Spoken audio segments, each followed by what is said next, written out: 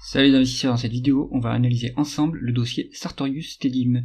Avant de commencer, je vous rappelle que si vous souhaitez demander des analyses d'actions, vous pouvez le faire en rejoignant le canal Telegram, il y a le lien en description de cette vidéo. Pensez à vous abonner à la chaîne pour ne pas rater les prochaines analyses. On commence tout de suite avec le cours de l'action Sartorius. Donc on voit qu'on a bien chuté depuis les plus hauts de 2021. En effet, Sartorius Tedim a bien profité de la période de pandémie. C'est un fabricant de machines et de matériel pour tout ce qui est biotechnologie et laboratoire d'analyse.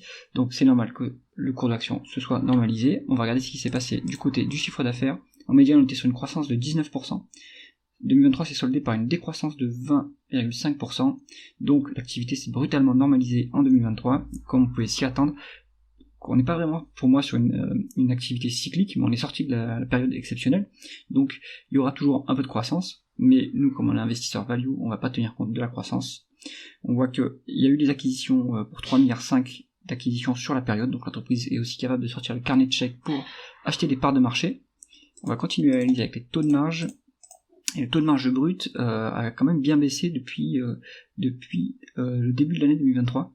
Là donc on était sur une médiane de 51,5%, actuellement on se trouve sur du 43,3%, donc qu'est-ce qui s'est passé pour que le taux de marge brut chute ainsi? Est-ce que le coût des intrants a fortement augmenté, ou alors est-ce que l'entreprise a perdu du pouvoir de fixation des prix? Donc ça c'est quelque chose à regarder dans les derniers rapports financiers, mais là c'est pas encourageant ce qu'on voit au niveau du taux de marge. Donc le taux de marge d'EBITDA, lui, il a suivi la trajectoire du taux de marge brute.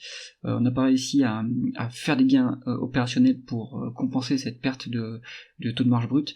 On reste toutefois à un niveau relativement intéressant de 23,5%, donc là-dessus, en plus ça a l'air de se stabiliser, donc à mon avis, faut voir les prochaines publications, comment ça se passe, est-ce qu'on arrive à recoller à la médiane, parce que là il y a eu bien sûr une période exceptionnelle de rentabilité opérationnelle, et puis évidemment on va pas en tenir compte, puisque les circonstances vont pas se reproduire de sitôt, donc est-ce qu'on arrive à recoller à la médiane ou pas, ça reste à voir. Et alors là le taux de marge net, il est en chute libre, et on était sur une médiane de 15,5%, donc qui est quand même assez qualitatif, on est tombé sur du quasiment 6%, alors on va regarder tout de suite si c'est une baisse comptable des bénéfices, et si finalement en free cash flow on n'est pas plus élevé. Donc oui, on voit qu'en free cash flow on est quand même à 18,5%, donc là ça doit être des dépenses non cash, ça doit être des dépréciations exceptionnelles qui sont passées, et il faut plutôt tenir compte de la marge de free cash flow plutôt que du taux de marge net. On continue tout de suite justement sur la conversion des bénéfices nets en free cash flow.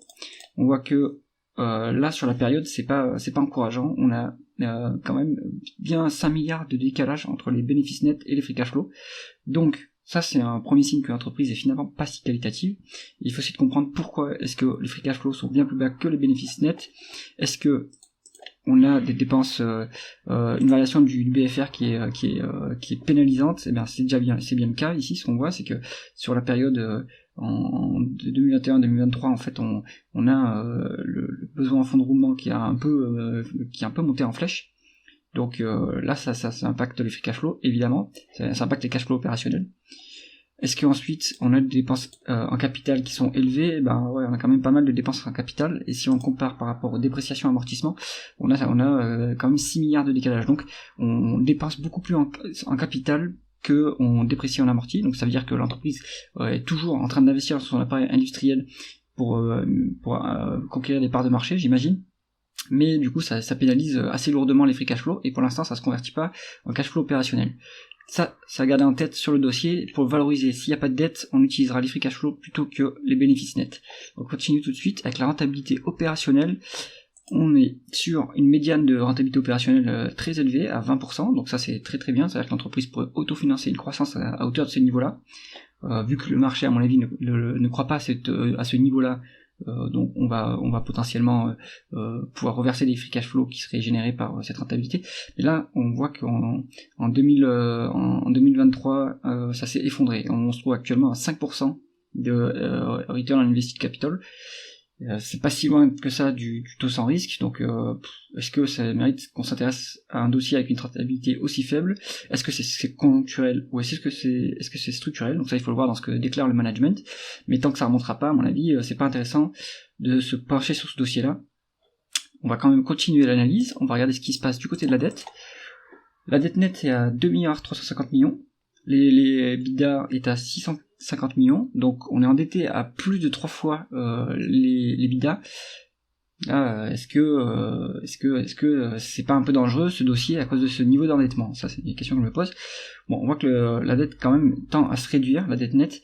On a à mon avis le management qui a quand même priorisé le remboursement de la dette, et à mon avis c'est ça qui mange une bonne partie qui mange une bonne partie des free cash flow.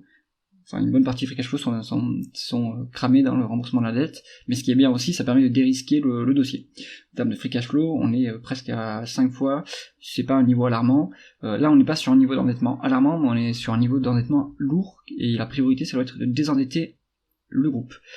On continue l'analyse. Est-ce que quand on est actionnaire de Sartorius, on est bien traité?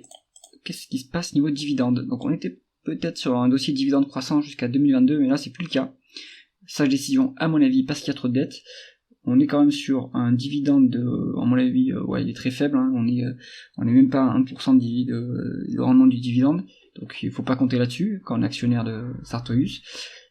Et on a surtout une bonne dilution, donc pas énorme, mais il y a une petite dilution entre le début de l'année et la fin d'année, là. Donc pourquoi? Est-ce que c'est des actions gratuites, l'actionnariat salarié? C'est à voir. On l'a vu la quantité, c'est plutôt de l'action gratuite. Et bon, c'est pas significatif, mais bon, c'est préférable de pas avoir de dilution. Alors, avec tout ça, à mon avis, on n'est pas sur un dossier qualitatif. On mériterait de pas être très valorisé par le marché. Et là, je ne comprends pas la valorisation que le marché donne à ce dossier. Pourquoi est-ce qu'en médiane, on est valorisé 27 fois la valeur d'entreprise sur EBITDA, d'accord? Actuellement, on est valorisé 30 fois. Oui, il y a eu de la croissance par le passé, mais en 2023, ça s'est soldé par la décroissance. Alors, peut-être que c'est ça nous indique qu'on est peut-être aussi sur un point bas du cycle, et qu'en fait, si on se met sur les 12 prochains mois, on est sous-évalué. Bon, ça baisse un petit peu, mais ça reste quand même un niveau élevé à 23, et il n'y a pas de décote. Conclusion du dossier Sartorius, c'est beaucoup trop cher. Il n'y avait pas de free cash flow et le dividende est maigre. Donc je ne comprends pas l'intérêt de ce dossier. Si vous avez aimé l'analyse, mettez un pouce à cette vidéo et pensez à vous abonner à la chaîne. À bientôt.